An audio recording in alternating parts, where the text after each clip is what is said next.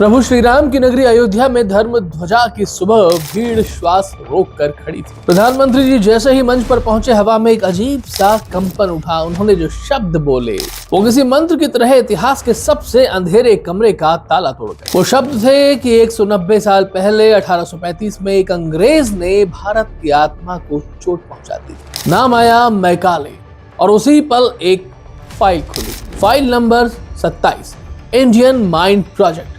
British archives में ये file हमेशा टॉप सीक्रेट में चिन्हित रही। कागज पीले थे लेकिन पन्नों पर लिखी स्याही अब भी जलती थी। पहला वाक्य पढ़ते ही रोंगटे खड़े हो जाते। भारत को हराना तलवारों से नहीं, विचारों से होगा।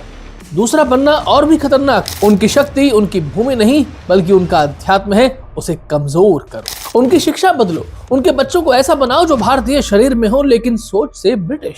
यही था वो मेंटल स्लेवरी मॉडल जिसका जिक्र मोदी जी ने इस बार अयोध्या में किया। अंधेरे कमरे का वो सच, 1835 का वो दिन, एक विशाल टेबल पर कुछ किताबें पड़ी। संस्कृत, वेद, गणित, ज्योतिष, तत्व ज्ञान, सबका विश्लेषण किया गया और फिर निष्कर्ष आया, India is too intelligent to defeat physically. शारीरिक हार संभव नहीं। उनकी सोच बदलो, उनका आत्मविश्वास तोड़ो और फिर लिया गया वो फैसला जिसने आने वाली पीढ़ियों की नियति बदल दी। अंग्रेजी शिक्षा लागू, भारतीय ज्ञान को इंफीरियर घोषित करना, हमारे समृद्ध इतिहास और संस्कृति को माइथोलॉजी कह देना, सब कुछ योजनाबद्ध था, खामोश लेकिन घातक। फाइल का अंतिम पन्ना सबसे डरावना। एक लाइन थी जिसे ब्रिटिश ऑफिसर्स ने कभी सार्वजनिक नहीं किया और वो ये थी कि जब भारत अपनी जड़ों पर लौट आएगा तो हमारी बनाई मानसिक कैद ढह जाएगी।